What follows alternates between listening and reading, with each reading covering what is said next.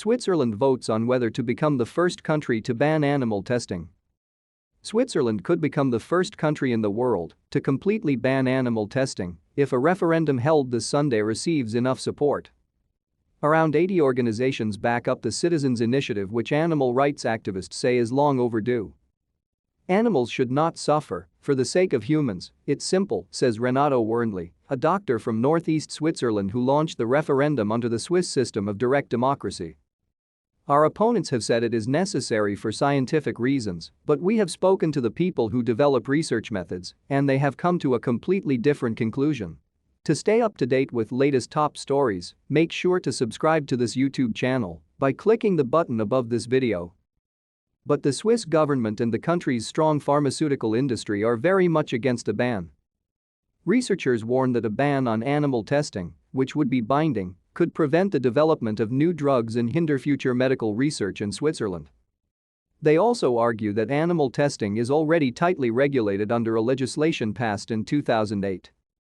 This obliges scientists to prove that there's no other alternative to experimenting on animals and that such testing isn't cruel.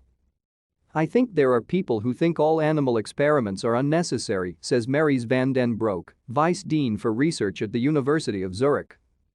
She believes that the questions scientists answering using animal testing help them to make progress in medical research. Van den Broek also claims that there's no cruelty involved in animal testing in the country. We have very strict regulations on how to treat an animal, she explains. We are very certain that we avoid pain and stress as much as possible. We certainly do not torture the mice, and we have certain ways of killing them, that's like putting them to sleep, as your vet would do with your pets. So, this is absolutely not cruel. The ban subjected to the people's vote on Sunday includes testing on humans too, and scientists argue that goes one step too far.